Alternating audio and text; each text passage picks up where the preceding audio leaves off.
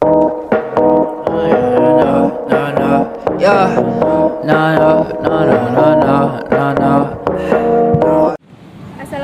warahmatullahi wabarakatuh. Perkenalkan saya Nur Fetia, Prodi Perbankan Syariah kelompok 3 dengan NIM 61206-2020-040 akan mempresentasikan materi tentang manajemen dana bank syariah.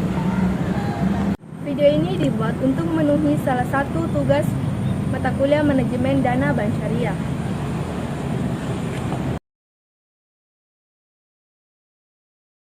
Baik, langsung saja di sini saya akan menjelaskan tentang uang. Di mana kita ketahui bahwa uang adalah benda-benda yang diakui oleh masyarakat umum yang dikeluarkan oleh pemerintah sebagai alat perantara untuk mengadakan alat tukar menukar dan perdagangan dan sebagai standar nilai dari suatu barang dan jasa. Selanjutnya yaitu manajemen dana bank. Manajemen dana bank adalah suatu proses pengelolaan dan penghimpunan dana dari masyarakat dan pengalokasiannya baik kepentingan bank dan masyarakat, serta mengupayakan secara optimal untuk menggerakkan sumber daya yang ada untuk mencapai rentabilitas sesuai dengan peraturan yang berlaku. Selanjutnya yaitu manajemen dana bank syariah. Manajemen dana bank syariah yaitu upaya yang dilakukan oleh lembaga bank syariah untuk mengelola dan mengatur posisi dana dari aktivitas funding, kemudian disalurkan ke aktivitas financing dengan harapan bank tersebut dapat memenuhi kriteria rentabilitas, likuiditas, dan solvabilitas. Yang selanjutnya yaitu masalah dana bank syariah.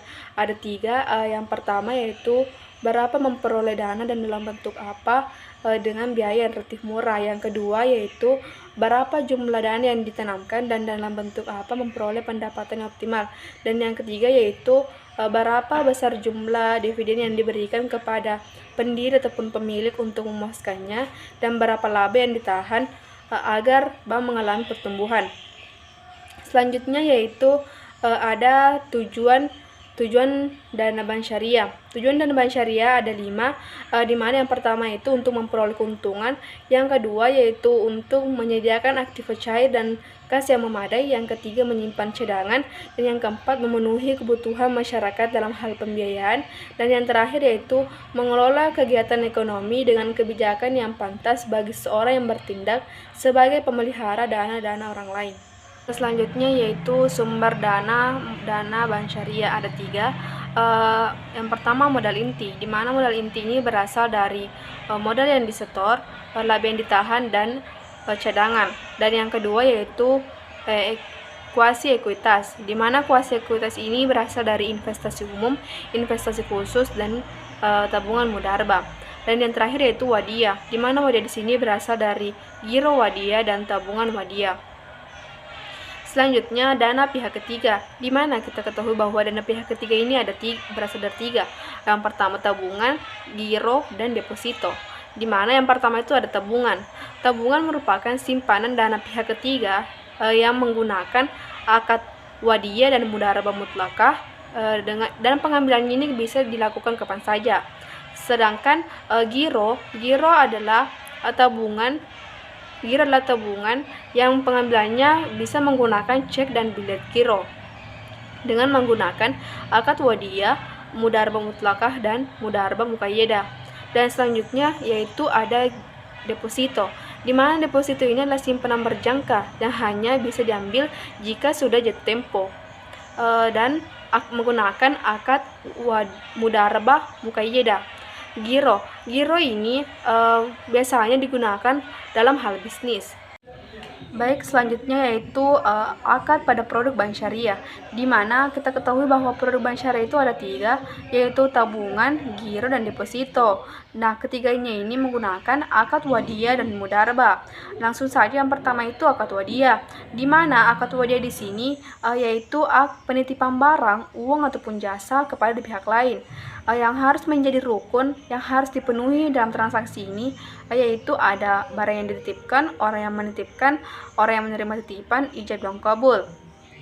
Itulah tadi rukun yang harus dipenuhi dalam transaksi wadiah. Selanjutnya yaitu jenis-jenis wadiah, di mana kita ketahui bahwa jenis-jenis wadiah itu ada 2. Yang pertama itu wadiah yad amanah, di mana yad amanah ini adalah penitipan barang ataupun uang, di mana pihak penitip pihak yang dititipi boleh menggunakan atau memanfaatkan barang ataupun uang yang dititipi. Kemudian jika terjadi hilang ataupun rusak, maka yang menjadi penanggung jawab yaitu orang yang menitip. Selanjutnya itu wadiyah yadamana, di mana wadiyah yadamana ini adalah penitipan barang ataupun uang yang dimana pihak yang dititipi boleh menggunakan atau memanfaatkan barang ataupun jasa tersebut, namun jika terjadi kerusakan ataupun hilang, maka menjadi tanggung jawab si yang dititipi. Selanjutnya, berdasarkan fatwa Dewan Syariah Nasional, ketentuan giro wadiyah, di mana ketentuan giro wadiyah di sini ada bersifat titipan, kemudian titipan bisa diambil kapan saja. Selanjutnya, tidak ada imbalan kecuali bonus dari pengelola ataupun ban.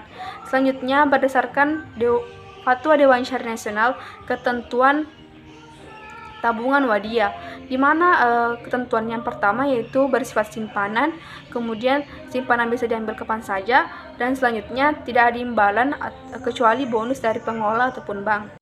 Nah, yang selanjutnya itu ada mudharabah, di mana mudharabah ini kita ketahui bahwa kerjasama antara pihak pemilik modal dan pihak pengelola modal, di mana yang menjadi rukun dalam mudharabah yaitu ada pemilik modal, pengelola, usaha, dan ijab kabul. Adapun jenis-jenis mudharabah ada dua. Yang pertama itu ada mudharabah mutlakah dan mudharabah muqayyadah, di mana mudharabah mutlakah ini kerjasama antara kedua belah pihak, di mana pemilik modal memberikan kebebasan kepada pengelola untuk mengelola usaha yang dilakukannya. Sedangkan mudharabah muqayyadah yaitu kerjasama antara dua pihak, di mana pihak pemilik modal memberikan batasan kepada pengelola terkait dengan seperti tempat maupun objek dari usahanya. Nah, yang selanjutnya itu tabungan mudharabah, di mana kita ketahui bahwa tabungan di sini adalah simpanan dari dana pihak ketiga yang menggunakan akad mudharabah. Dan selanjutnya ada giro mudharabah. Nah, giro mudharabah ini adalah simpanan yang penarikannya itu hanya bisa dilakukan menggunakan cek dan bilet giro. Biasanya giro ini digunakan dalam hal bisnis yang menggunakan akad mudharabah. Nah, yang selanjutnya yaitu ada deposito, di mana deposito ini simpanan berjangka yang hanya bisa diambil kapan saja, simpanan yang dapat diambil jika sudah jatuh tempo menggunakan mudharabah muqayyadah. Materi selanjutnya itu pelayanan jasa bank syariah. Yang pertama ada wakalah. Wakalah yaitu pelimpahan kekuasaan oleh satu pihak ke pihak yang lain dalam hal-hal yang boleh diwakilkan. Nah, selanjutnya adalah rukun-rukun wakalah, di mana rukun wakalah ada yang pertama pemberi kuasa. Nah, yang selanjutnya yaitu pemberi kuasa, penerima kuasa, objek, dan ijab dan kabul. Selanjutnya yaitu kafalah. Nah, di mana kafalah ini yaitu jaminan beban atau tanggungan yang diberikan penanggung kepada pihak ketiga untuk memenuhi kewajiban pihak kedua untuk yang ditanggung. Kafalah juga dapat berarti mengalihkan tanggung jawab seorang yang dijamin dengan berpegang pada tanggung jawab orang lain sebagai penjamin. Nah, yang menjadi rukun dalam kafalah di sini ada penerima jaminan, pemberi jaminan, objek, kemudian ada ijab dan kabul. Nah, yang selanjutnya itu ada sar, di mana sar di sini adalah suatu kesepakatan dalam transaksi jual beli di antara dua valuta, baik yang sejenis maupun dengan mata uang negara lain. Adapun yang menjadi rukun sar, yang pertama pelaku, di mana terdiri dari penjual dan pembeli. Yang kedua objek akad berupa mata uang, ijab kabul, dan ijab kabul. Selanjutnya itu ada hiwala, di mana kita ketahui bahwa hiwala yaitu pengalihan hutang atau piutang dari pihak kreditur kepada pihak penanggung pelunasan hutang. Konsep hiwala adalah memindahkan utang dari muhil sebagai peminjam pertama kepada pihak muhal alaihi sebagai peminjam kedua, di mana yang menjadi rukun hiwala yang pertama itu adalah orang yang berhutang atau muhil, yang kedua orang yang berpiutang kepada orang yang berhutang atau muhal, kemudian hutang, dan yang terakhir ijab dan kabul. Yang terakhir yaitu ada rahan, di mana rahan adalah menahan salah satu harta milik nasabah sebagai barang jaminan atas uang, utang atau pinjaman. Kemudian yang menjadi rukun rahan ada barang yang digadaikan, utang, dan ijab kabul. Nah, selanjutnya itu materi tentang kecerdasan digital, di mana di sini kita bisa mengaktifkan BSI Mobile melalui HP. Nah, dengan cara yang pertama itu kita download dulu BSI Mobile pada Play Store. Nah, setelah itu kita terlebih dahulu jangan membuka aplikasi tersebut. Nah, langkah selanjutnya yaitu kita menelpon pada call center BSI Mobile yaitu 14040. Nah, dalam telepon tersebut nanti kita dimintai beberapa data. Nah, tujuan telepon ini yaitu untuk mendapatkan kode aktivasi yang akan digunakan pada BSI Mobile. Nah, jika sudah ada kode yang masuk melalui SMS, maka selanjutnya kita buka aplikasi BSI Mobile pada bagian aktivasi. Nah, di situ nanti akan muncul beberapa persyaratan klik setuju. Nah, setelah itu akan muncul icon di mana kita diminta untuk mengisi nomor handphone dan juga kode yang telah dikirimkan tadi. Nah, selanjutnya kita diminta untuk membuat PIN baru.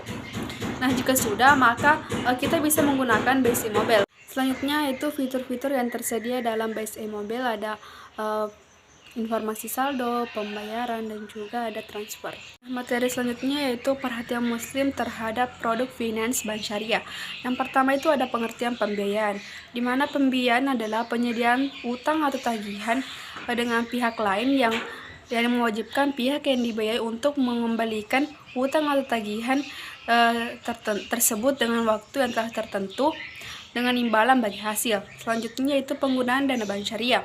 Alokasi dana bertujuan untuk yang pertama mencapai tingkat profitabilitas yang cukup dan risiko yang rendah. Nah, yang kedua mempertahankan kepercayaan masyarakat dengan menjaga tingkat likuiditas agar tetap aman. Nah, selanjutnya penggunaan dana bank syariah dibagi menjadi dua bagian penting dalam aktiva bank. Yang pertama, earning asset atau aktiva yang menghasilkan, terbagi menjadi pembiayaan berdasarkan prinsip bagi hasil mudharabah. Yang kedua, pembiayaan berdasarkan prinsip penyertaan atau musyarakah. Kemudian pembiayaan berdasarkan prinsip jual beli atau al-bai, pembiayaan berdasarkan prinsip sewa atau ijara dan IMBT, kemudian surat-surat berharga dan investasi lainnya. Sedangkan non-earning asset atau aktiva yang tidak menghasilkan ada bentuk tunai, pinjaman atau card, dan penanaman modal, penanaman dana pada aktiva tetap dan inventaris. Nah, yang selanjutnya yaitu ada pendekatan alokasi dana bank syariah, terbagi menjadi dua. Yang pertama, pool of fund approach, di mana penempatan dana yang tidak memperhatikan hal-hal yang berkaitan dengan sumber dana yaitu sifat, jangka waktu, dan tingkat harga. Sedangkan asset allocation approach kebalikan dari pendekatan pool of fund approach, yaitu penempatan dana penempatan dana ke berbagai aktiva yang mencocokkan masing-masing sumber dana dan alokasi dana seperti sifat, jangka waktu, dan tingkat harga. Nah, yang selanjutnya itu pembiayaan bank syariah. Pembiayaan bank syariah yang pertama ada prinsip bagi hasil, di mana prinsip bagi hasil ada dua, yaitu mudharabah dan musyarakah. Di mana mudharabah ini adalah sistem bagi hasil atau kerjasama antara kedua belah pihak, di mana pihak pertama menjadi pemilik modal dan pihak satu menjadi pengelola modal. Nah, yang menjadi rukun dalam akad mudharabah yaitu ada modal atau uang, kemudian pihak yang berakad yaitu sahibul mal dan mudharib, kemudian keuntungan, usaha, dan ijab dan kabul. Nah, yang selanjutnya ada musyarakah, di mana musyarakah adalah pihak kerjasama antara kedua belah pihak, di mana kedua belah pihak ini sama-sama memberikan kontribusi modal maupun tenaga, dan kerugian dan keuntungannya ditanggung sesuai kesepakatan. Adapun yang menjadi rukun dalam musyarakah yaitu ada pihak yang berakad, objek atau usaha, kemudian ijab dan kabul. Selanjutnya yaitu ada prinsip jual beli, di mana prinsip jual beli ini ada tiga, yaitu murabahah, salam, dan istisna. Nah, yang pertama itu adalah murabahah. Murabahah ini akan perjanjian antara pihak nasabah dengan bank, di mana pihak bank membeli produk terlebih dahulu sesuai dengan pesanan pihak nasabah dan menjual produk tersebut kepada nasabah. Dan yang menjadi rukun dalam murabahah ada pembeli, penjual, barang, harga, dan ijab kabul. Nah, selanjutnya yaitu ada salam. Salam ini adalah akad jual beli di mana pihak pembeli melakukan pelunasan terlebih dahulu sebelum barangnya diantarkan. Nah, yang menjadi rukun dalam salam yaitu ada penjual, pembeli, barang, harga, dan ijab dan kabul. Nah, yang terakhir yaitu ada istisna. Di mana istisna di sini adalah akad transaksi jual beli di mana pihak pembeli bisa melakukan pemesanan terlebih dahulu sesuai dengan kriteria dan melakukan pembayaran di awal dan pengantaran di akhir. Yang menjadi rukun dalam istisna ada produsen, pembeli, kemudian ada harga, barang, dan ada ijab dan kabul. Yang terakhir itu ada prinsip sewa, di mana prinsip sewa di sini ada dua, yaitu ijarah dan IMBT. Yaitu ijarah yaitu di mana akad yang pemindahan hak atau pemanfaatan atas satu barang antara pihak penyewa dan pihak yang menyewakan. Kemudian sedangkan IMBT yaitu ijarah muntahiyah bitamlik, yaitu ijarah pemindahan hak atau pemanfaatan atas suatu barang dan jasa, di mana pada saat akhir akad akan pihak penyewa bisa memiliki barang tersebut. Baik, materi selanjutnya yaitu konsep dasar pembiayaan bank syariah. Pengertian pembiayaan bank syariah adalah pendanaan yang diberikan oleh satu pihak kepada pihak lain untuk mendukung investasi yang telah direncanakan, baik dilakukan sendiri maupun lembaga.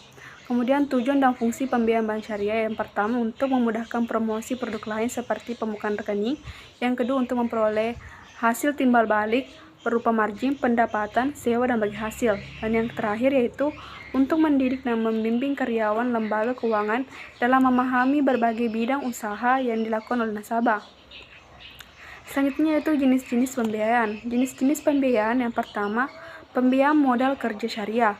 Yang kedua, pembiayaan investasi syariah. Yang ketiga, pembiayaan konstruktif syariah, pembiayaan sindikasi, pembiayaan takeover, dan yang terakhir, pembiayaan letter of credit. Nah, yang selanjutnya yaitu analisis kelayakan pembiayaan bank syariah. Tujuannya untuk menilai seberapa besar kemampuan pihak yang mengajukan pembiayaan dalam mengembalikan pembiayaan yang mereka pinjam dan memberikan margin atau bagi hasil yang sesuai dengan perjanjian yang telah disepakati sebelumnya. Kemudian ada pun prosedur dari pembiayaan bank syariah, yaitu bank dapat memperkirakan risiko yang akan ditanggung dan mencegah secara dini mungkin terjadinya risiko tersebut. Kemudian beberapa prinsip dasar yang perlu dilakukan sebelum memutuskan permohonan pembiayaan yang diajukan oleh nasabah. Yang pertama ada karakter, yaitu sifat nasabah penerima pembiayaan. Yang kedua, capacity, yaitu kemampuan nasabah untuk menjalankan usaha dan mengembalikan pembiayaan yang diterima. Yang ketiga, kapital, besar modal yang dimiliki oleh nasabah. Yang keempat, collateral, jaminan yang dimiliki oleh penerima pembiayaan yang diberikan kepada bank syariah. Dan yang terakhir, condition, kondisi perekonomian atau usaha penerima pembiayaan. Baik, itulah tadi pemaparan materi terkait manajemen dana bank syariah. Assalamualaikum warahmatullahi wabarakatuh.